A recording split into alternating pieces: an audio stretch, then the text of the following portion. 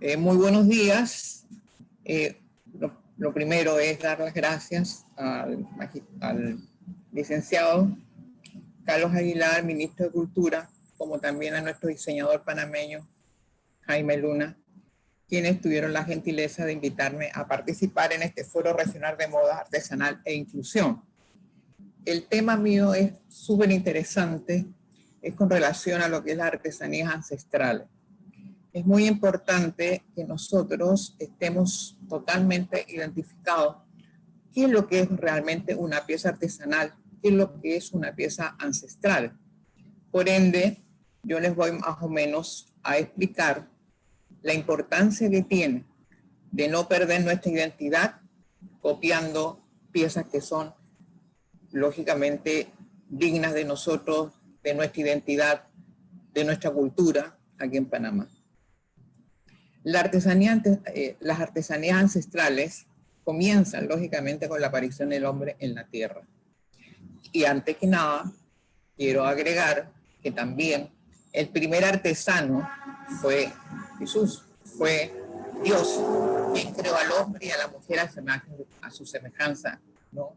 Y por ende entonces nosotros, ¿no?, como seres humanos y con esas virtudes que tenemos y esas habilidades y nuestra creatividad, podamos plasmar el entorno natural en nuestras piezas.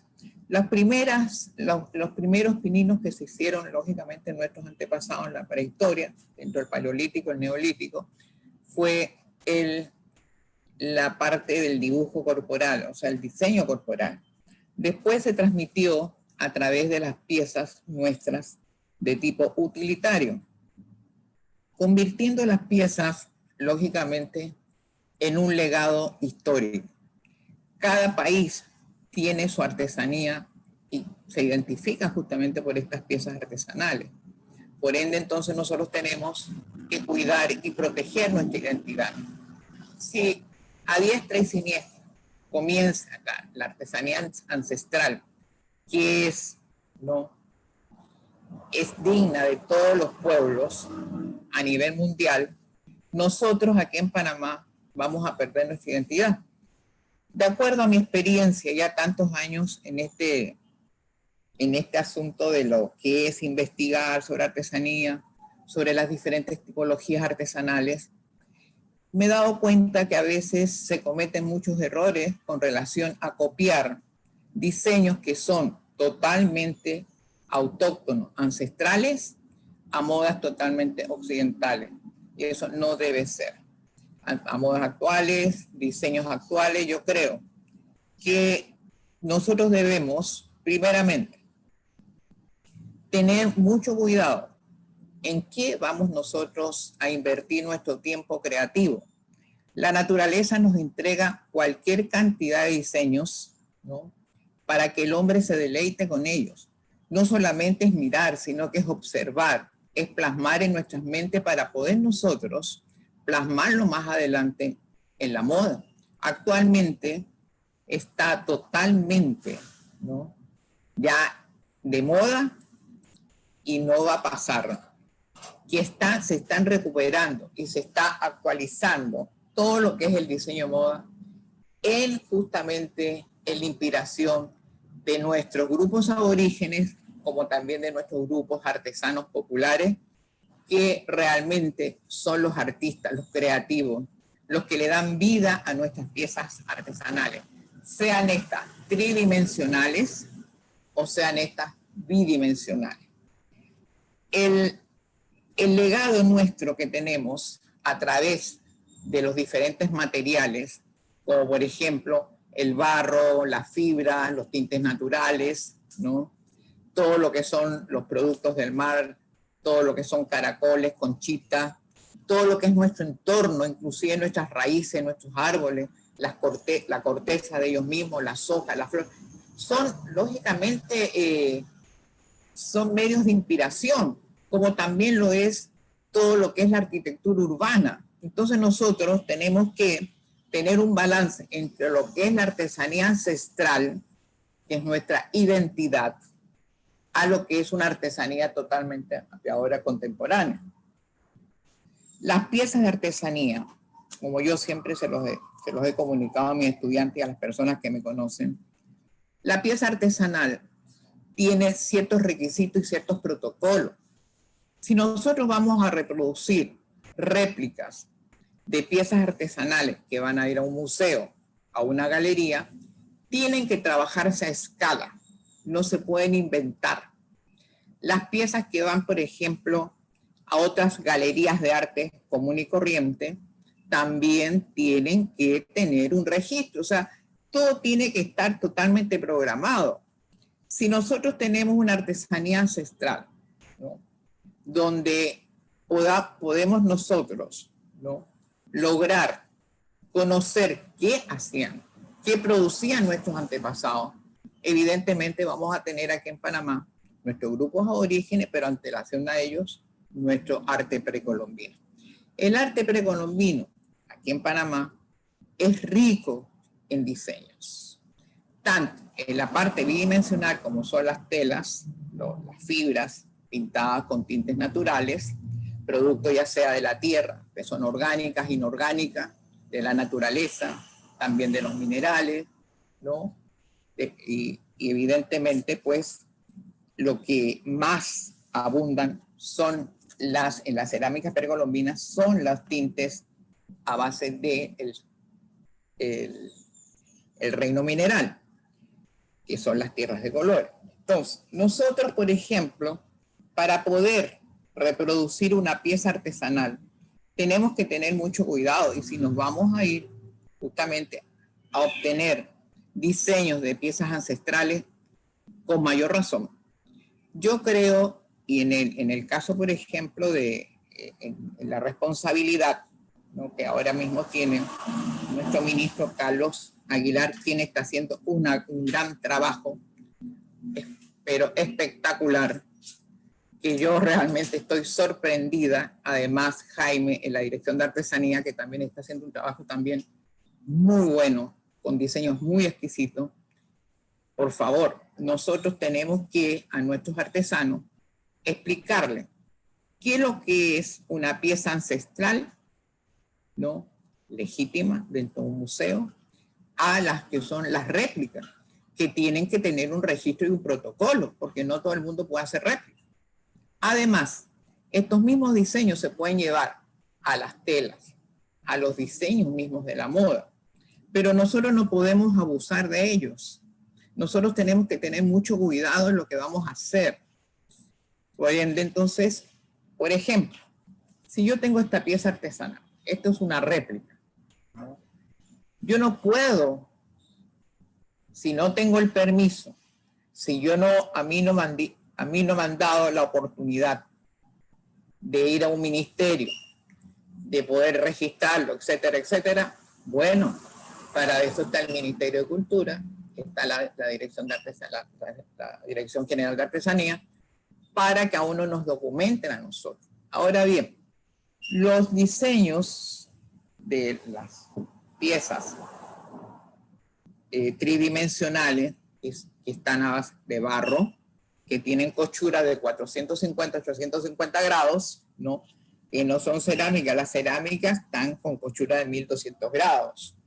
Entonces, hay que tener cuidado cuando nosotros nos expresamos con relación a nuestras piezas ancestrales. Las piezas también ancestrales las tenemos también de legítima forma, ¿no?, de legítima manera, en los grupos nuestros aborígenes, quienes se dan a conocer a través de sus diseños. Pero si nosotros hacemos un estudio, por ejemplo, un ejemplo de la mola, de que la mola se maneja con figuras geométricas y con módulos reguladores. Estos módulos reguladores se obtienen de la sección dorada. Entonces, nosotros no podemos inventar, ¿no?, diseños que, no, esto es de los grupos GUNA, los otros son de los grupos Nobel, los otros de los grupos UNAT, etcétera, etcétera. Nosotros no podemos estar inventando. Nosotros tenemos que estar muy, muy informados de lo que nosotros vamos a producir, lo que vamos nosotros, lógicamente, a mercadear. Porque ahora actualmente se ha convertido evidentemente en un negocio, es una entrada más, es una fuente de trabajo, pero hay que tener cuidado cuando nosotros, lógicamente, estamos produciendo este tipo de piezas. Ahora bien, con relación a los diseños que nosotros podemos observar en nuestras piezas artesanales, primeramente está las figuras geométricas que se manejan con la voluta, los espirales y la llave griega, que es justamente la espiral, pero en una forma mucho más geométrica, la que cierra justamente, que ellos cierran las molas o cierran sus diseños. Es una llave, por eso le llaman llave, porque se cierran los diseños. Ahora, si nosotros, por ejemplo, vamos a inspirarnos en la naturaleza, en las flores, en las hojas, son diseños fitomorfos. Si vamos nosotros a realizar trabajos, ¿no?, que es lo que hacían nuestros grupos ancestrales, de animales, son diseños zoomorfos, pero hay que tener cuidado, ¿cómo lo vamos nosotros a interpretar? Si nosotros vamos a dibujar insectos, son entomorfos. Si nosotros vamos a dibujar, por ejemplo, figuras humanas, son antropomorfos. Pero en la época del precolombino, en nuestra época precolombina, en las piezas artesanales, en las piezas que se utilizaban para los ritos religiosos, ellos aplicaban las figuras antrozofitomorfas, o sea, tenían una parte humana, una parte animal y una parte de la naturaleza de flores, hojas, etc. Entonces, pero siempre la espiral y la voluta han estado presentes en todas nuestras piezas artesanales, que son las figuras geométricas. Las figuras geométricas nos ayudan a nosotros para poder conformar este tipo de diseños, ¿no?, y hacer un estudio de ellos mismos. También las formas mismas, las formas físicas que tienen las piezas artesanales, nos inspiran a nosotros para poder también producir nuevos diseños. Pero nosotros no podemos estar copiando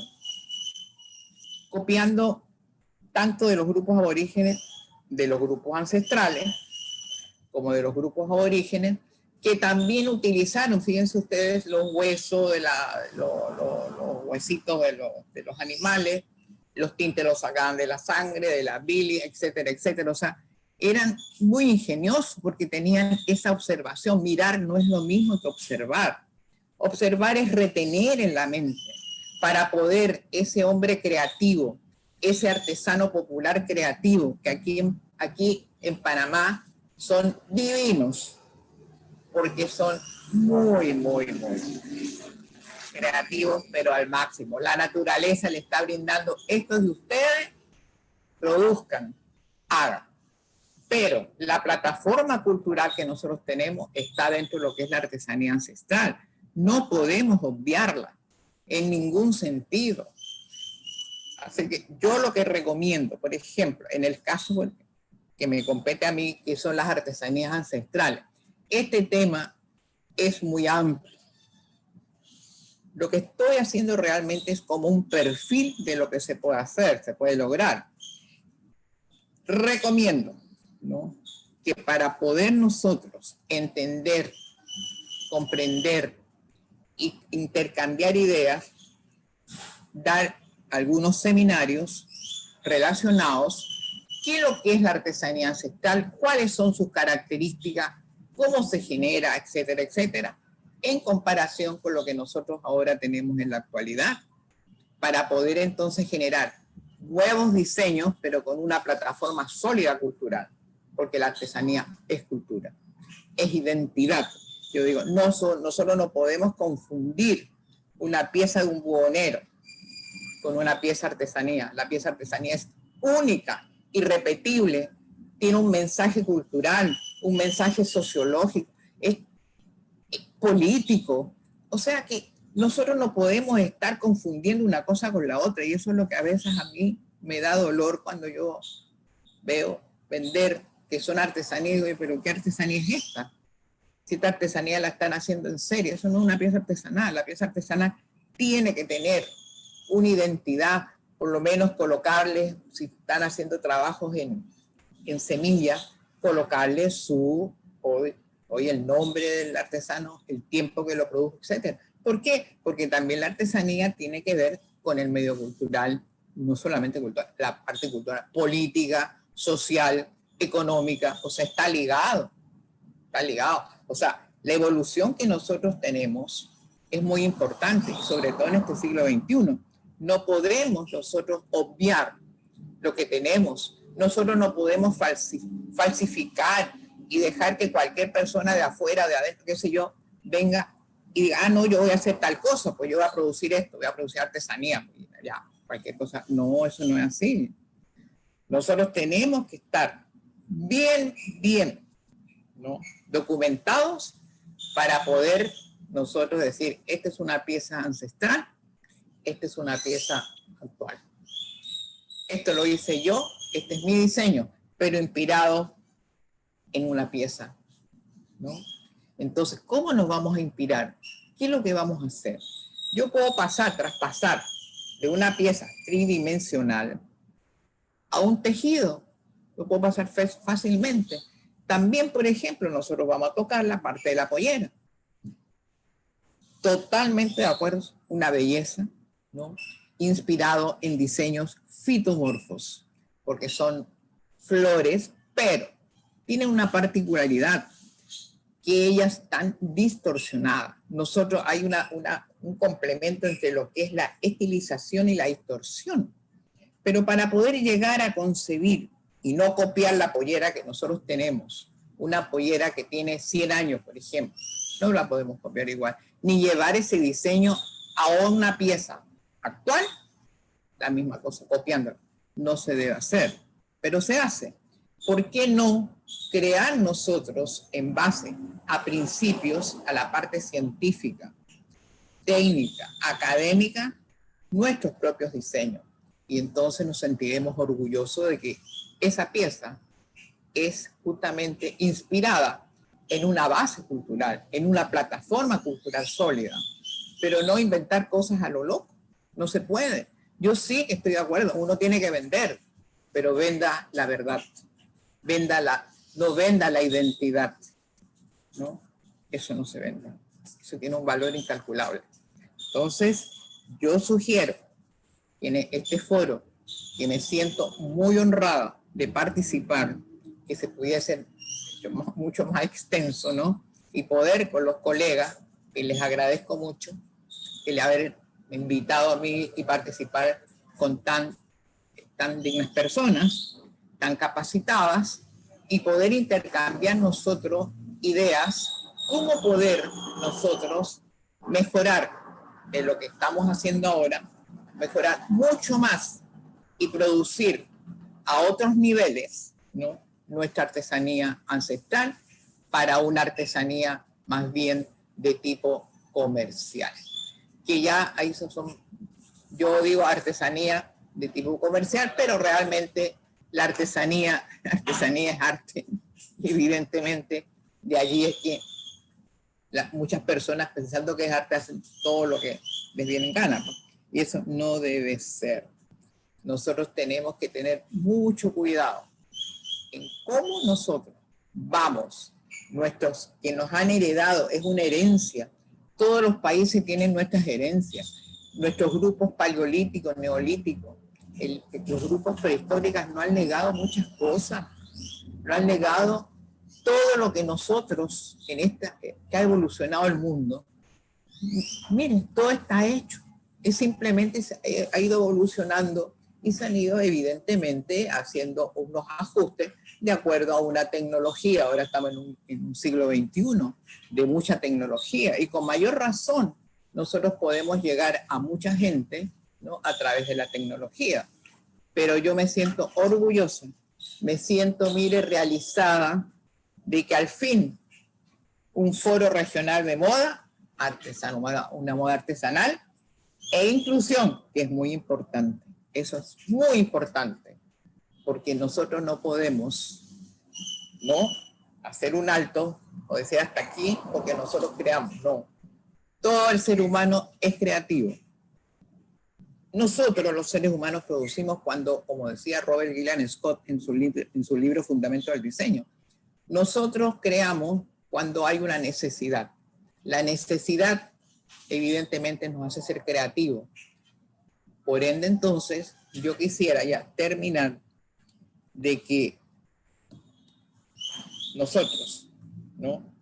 Y nuestro ministro, con nuestro director de artesanía, de las artesanías nacionales, podamos el día de mañana, ¿no?, celebrar algunos seminarios a otros niveles y poder nosotros, ¿no?, realizar un trabajo que es muy interesante sobre las tipologías artesanales, de no confundir una pieza, ¿no?, precolombina con una pieza, lógicamente, elitista, una pieza artesanía, por ejemplo, mágica, etcétera, etcétera. Entonces nosotros tenemos que tener ese concepto bien claro. ¿Qué es lo que es realmente, cómo nosotros vamos a ubicar nuestras artesanías?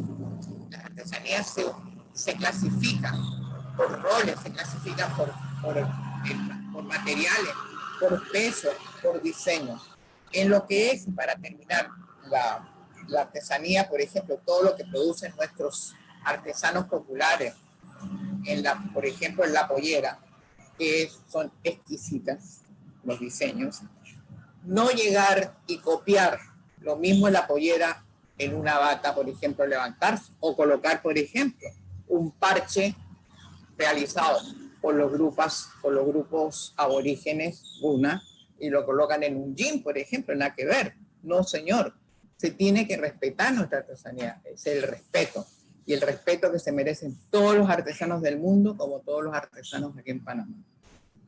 Así que yo termino diciendo felicidades a todos, gracias por esta invitación, y espero que algo les haya de haber servido lo que yo les he puesto. No sé si más adelante podré hacer si me hacen algunas consultas. Estoy a la orden de ustedes, y lógicamente Jaime me conoce, y yo a Jaime lo admiro, lo quiero, y es un hombre súper trabajador, súper creativo, y siempre lo dijo en la Facultad de Arquitectura: profesora, yo quisiera que aquí existiese una carrera de diseño moda, y termino diciendo, él fue parte y el brazo derecho mío para poder nosotros fundar la carrera de diseño moda. Así que gracias, Jaime, gracias, profesor, gracias, el ministro Carlos Aguilar, y me tiene a la orden. Muchas gracias y hasta luego.